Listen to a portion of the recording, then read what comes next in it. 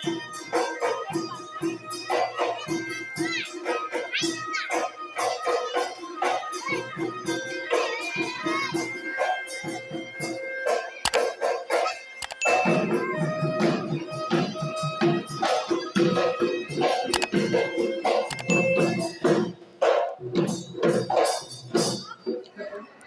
পানীয়া পূব মইছা ৰংগমঞ্চত আমি 10 দিনীয়া কৰ্মশালা আমি অনুষ্ঠিত কৰি আছোঁ।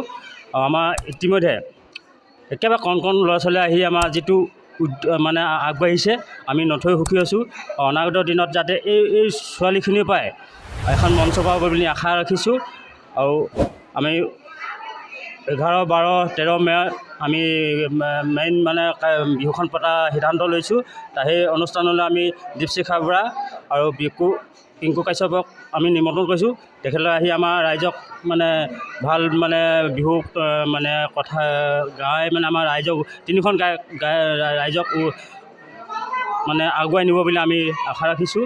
আৰু আমি বহু কষ্টৰ মাজেৰে আমি আজি নহয়, আমি আজি কেইবা বছৰৰ পৰা আমি 3খন গাঁৱে লগ লাগি যিকোনো অনুষ্ঠান আমি পাতি থাকোঁ। ৰাভা দিৱস হওক, বিহু হওক, ভাওনা হওক, ঠিক সেনেকৈয়ে আমি তেনেকৈ আজি আমাৰ একেবাৰে নতুন প্ৰজন্ম একেবাৰে সৰু ল'ৰা ছোৱালীখিনিলৈ এবাৰ আমি আগবাঢ়িছোঁ। আৰু তেখেতলোকেও মানে যথেষ্ট উদ্দীপনা আৰু সাহস লৈ বিহুখন পাতিবলৈ আগবাঢ়িছে। আৰু লগতে আমি সমূহ চাবুৱাবাসীৰ লগতে অসমবাসী আমি বহাগ বিহুত আমাৰ 11, 12, 13 আমাৰ এই বিহুস্থলীত আহিবৰ কাৰণে আজি আপোনালোকৰ চেনেলৰ যোগেদি তেখেতলোকো আমি সকলোকে সাদৰে নিমন্ত্ৰণ জনাইছোঁ। প্ৰথমে মই আপোনালোকৰ নিউজ চেনেলৰ জৰিয়তে চাবুৱাবাসীৰ লগতে সমগ্ৰ অসমবাসীক আগতীয়াকৈ আমি ৰঙালী বিহুৰ ওলগ যাচিছোঁ। আমি দিনজয় পানীয়েৰা আৰু পূব মৰিচা 3খন গাঁৱৰ ৰাইজৰ সহযোগত আমি পোনপ্ৰথমবাৰৰ বাবে আমি 10 দিনীয়া বিহু কৰ্মশালা আমি অনুষ্ঠিত কৰিছোঁ। যোৱা 27 তাৰিখৰ পৰা আৰম্ভ হৈছে কৰ্মশালা আৰু 6 তাৰিখে শেষ হ'ব। আমি 2023 বৰ্ষত দিনজয় পানীয়াৰা আৰু পূব মৰিচা আঞ্চলিক ৰঙালী বিহু উদযাপন সমিতিয়ে আমি এই কৰ্মশালাটি আয়োজন কৰিছোঁ। আৰু আমি মূল কাৰ্যসূচী অহা ইংৰাজী 11, 12 আৰু 13 মে তাৰিখে আমি মূল 3 দিনীয়া কাৰ্যসূচী আমি আঞ্চলিক ৰঙালী বিহুখনি উদযাপন কৰিবলৈ আগবাঢ়িছোঁ।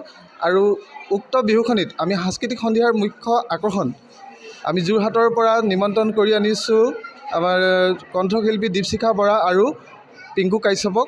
গতিকে আমি সদৌতি ৰাইজক উক্ত 3 দিনত যাতে আমাৰ সহায় সহযোগিতা সুদিহা পৰামৰ্শৰে আমাৰ 3 দিনৰ অনুষ্ঠান যাতে সুকলমে পাৰ হয়, আমি তাকে আশা কৰিছোঁ।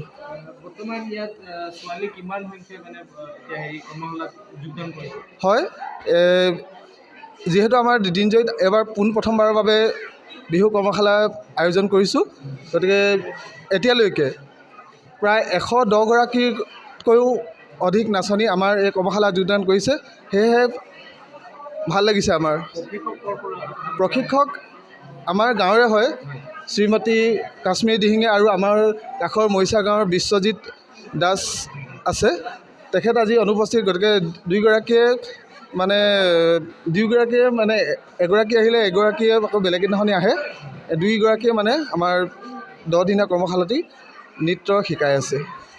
মোৰ আজি নিজৰ গাঁওখনতে মোক প্ৰশিক্ষক হিচাপে আমন্ত্ৰণ কৰি অনাৰ বাবে সমূহজন মানে এইটো যিকেইগৰাক কমিটি হেৰি আছে সকলোলৈ মোৰ ধন্যবাদ থাকিল। চাওঁ কিমানখিনি পাৰোঁ, মই কণ বহুতখিনি মাইনাহঁত আছে, যিমানখিনি পাৰোঁ মই শিকাবলৈ চেষ্টা কৰিছোঁ। চাওঁ আৰু কিমানখিনি আগবাঢ়ি যায়। এইটো দিনজয়ত প্ৰথম হৈছে কৰ্মশালাটো।